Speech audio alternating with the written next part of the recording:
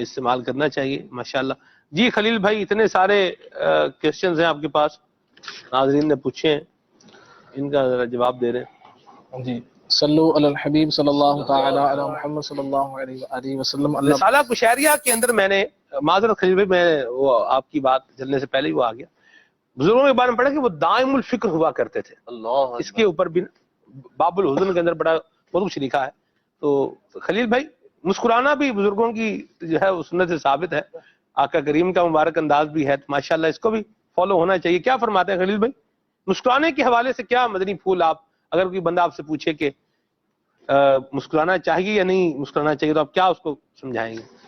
ضرور مسکرانا چاہیے ماشاءاللہ موقع محال کی مناسبت. ویسے ایک تو جی میں پیش کر سکتا ہوں بزرگوں کے اس فعل کی. اچھا دراصل اتنے جو ہے وہ آپ کالز اور میسیجز ان کو دکھی بیمار اور اس طرح کے اسلامی بھائیوں کے ان کے سامنے ہیں، اب وہ مسکراتے ہوئے جو ہے نا وہ مطلب موقع و محل دونوں باتیں اس کی اجازت نہیں دیتا، تو اس لیے وہ پوائنٹ آف ویو ہے نا، ایک آپ کا اپنا پوائنٹ آف ویو ہے، ایک پوائنٹ آف ویو یہ بھی ہے کہ آپ مریض کو ہمت بھی دیں، حوصلہ بھی دیں، اور اس سے تھوڑا کھندا پیشانی سے بات بھی کریں.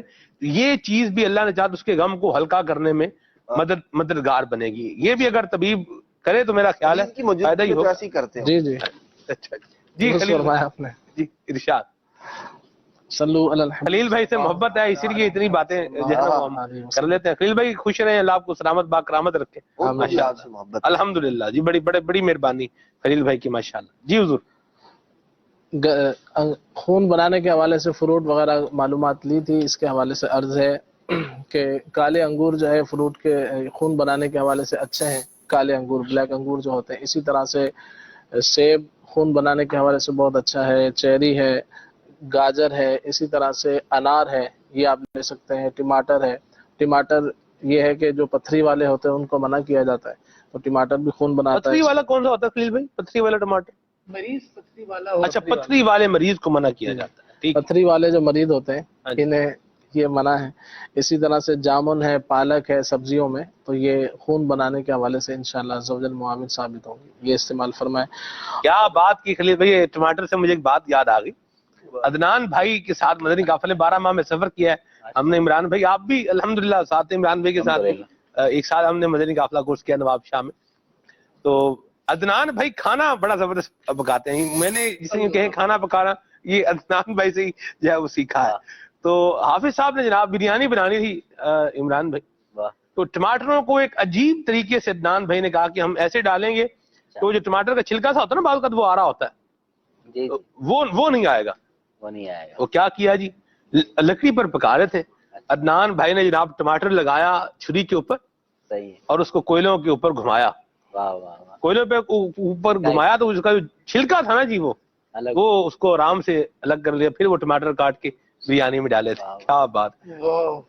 عدنان بھائی کے جو ہے وہ تجربات کھانا پکانے کے حوالے دعوت قبول کرنی چاہیے پھر جی، جس میں یہ کھانا خود بنائے، جس میں یہ بھی ساتھ میں ہے نا جی. چلے اللہ عافیت والا معاملہ فرما.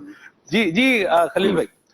اسی طرح سے ملیریا کے بخار کے حوالے سے پوچھا گیا تھا، اس کے لیے گلو خشک یہ ایک جڑی بوٹی آتی ہے، یہ آپ نے 6 گرام لینی ہے. 3 گرام آپ نے لینی ہے خاک سیر، اور تیسری چیز ہے منقع، یہ آپ نے لینے 3 دانے. گلو خشک یہ آپ نے ایک جڑی بوٹی یہ لینی ہے 6 گرام لینی ہے، اور منقع جو ہے یہ 3 دانے، اور خاک سیر 3 گرام. یہ تینوں چیزوں کو 1 گلاس پانی کے اندر آپ ابال لیں، اور جب آدھا گلاس رہ جائے تو اس کو چھان کر پی لیا جائے، اور چند دن یہ استعمال کریں. انشاءاللہ عزوجل ملیریا بخار سے اللہ نے چاہا تو نجات حاصل ہوگی. اسی طرح سے ٹائیفائڈ بخار کے حوالے سے پوچھا گیا، اس کے لیے بھی آپ یہ گھریلو علاج لکھ لیجئے، اللہ پاک شفا عطا فرمائے.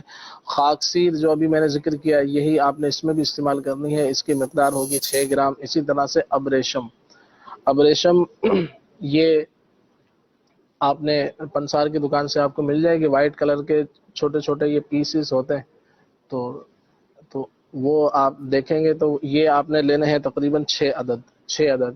اور اس کا طریقہ کار یہ ہوتا ہے کہ جب آپ نے اس کو استعمال کرنا ہے اس کو کاٹ دیجئے، اس کے اندر جو ہو وہ نکال دیجئے. یعنی کیڑا جو اب ریشم کا کیڑا ہوتا ہے وہ آپ نے سنا ہوگا کہ وہ ریشم کا کیڑا جو ہے اس کے اندر موجود ہوتا ہے، وہ گھر بناتا رہتا ہے، اپنا بناتا رہتا ہے، اینڈ کے اندر آخر میں خود ہی اس کے اندر بند ہو کے رہ جاتا ہے. ہائے ہائے. تو وہ ابریشن جو ہے آپ نے استعمال کرنی ہے. وہ آپ لیں گے تو اس کو پہلے کاٹ لیجئے گا, اس میں سے وہ جو کیڑا ہے اس کو نکال دیجئے گا, پھر آپ نے اس کو استعمال کرنا ہے. اور اناب اور منقع, اناب آپ نے 5 دانے لینے ہیں اور منقع کے 5 دانے لینے ہیں. خمیرہ یہ اناب 5 دانے اور منقع کے بھی 5 دانے. اسی طرح سے خاکسیر ہے 6 گرام اور ابریشم 6 دانے. تو ان تمام چیزوں کو 1 گلاس پانی کے اندر آپ ابال لیجئے اور پھر اس کے بعد اس کو چھان کر پی لیجئے. صبح اور شام 2 ٹائم استعمال کریں. اور اس کے ساتھ ساتھ خمیرہ مروارید بھی استعمال کریں صبح و شام. 1 چمچ, بچے ہیں تو آدھی چمچ یا اس سے بھی کم. تو انشاءاللہ عز و جل آپ دیکھیں گے کہ یہ بخار جو ہے ٹائیفائڈ وغیرہ یہ بھی انشاءاللہ عز و جل اس سے ٹھیک ہو جائے گا. صلو علی الحبیب صلی اللہ تعالی علی محمد صلی اللہ علیہ وآلہ وسلم. ایک اسلام بھائی کی کال تھی کہ بلڈ پریشر لو رہتا ہے اور اسی طرح بال بھی جھڑتے ہیں. تو اگر یہی معاملہ ہے تو پھر اس کے لیے آپ یہ خون اپنا بھی چیک کرا لیں. بعض اوقات ہوتا ہے خون کی کمی سے بھی جو ہے بال وغیرہ جھڑتے ہیں. تو یہ کسی اچھی کمپنی کا شربت فولاد آپ لے کر اگر اس کو استعمال کریں تو انشاءاللہ عز و جل اس کے اندر آپ افاقہ محسوس کریں گے. رزق میں برکت کے حوالے سے وظیفہ پوچھا گیا. اس کے لیے ایک تو یہی ہے کہ رزق حلال کمانے کی جستجو ہو اور رزق حلال کمانے کے لیے تگ و دو ہو تو انشاءاللہ برکتیں خود ہی مل جاتی ہیں.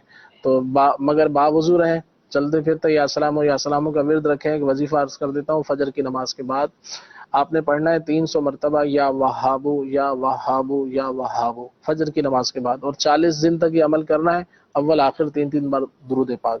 تو آپ دیکھیں گے انشاءاللہ عز و جل روزگار کی کسی بھی قسم کی پریشانی ہوگی اللہ کی رحمت سے دور ہو جائے گی انشاءاللہ عز و جل. اسی طرح سے ایک اسلام بھائی کی کال تھی, ان کی بچی کا یا بچے کا مسئلہ تھا کہ نزلہ وغیرہ جم گیا ہے اور نزلہ زکام کا معاملہ تھا اس کا.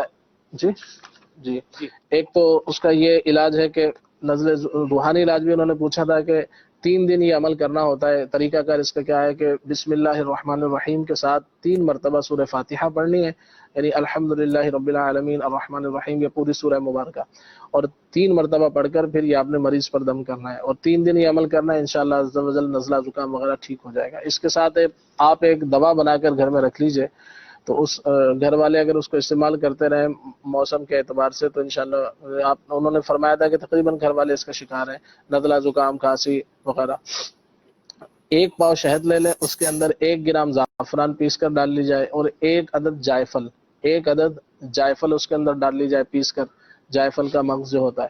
اور اسی طرح سے اس کے اندر کاکڑا سنگی یہ 12 گرام, اور اس کے ساتھ ملیٹھی یہ بھی 12 گرام, اور 6 گرام کالی مرچیں یہ پیس کر اس میں شامل کر لیا جائے. یہ نہ بھی کریں تو صرف 3 چیزیں ہی کافی ہیں, زعفران, شہد اور جو جائفل میں نے عرض کیا تھا. یہ تینوں چیزوں کو آپ جیسے 1 گرام زعفران 1 گرام 1 پاؤ شہد اور 1 عدد جائفل کو آپ پیس کر گھر میں رکھ لیں. تو یہ اگر بچوں کو دیتے رہیں تو انشاءاللہ عز و جل بچے جو ہے کھانسی سے, نزلے سے, زکام سے انشاءاللہ عز و جل بچے رہیں گے.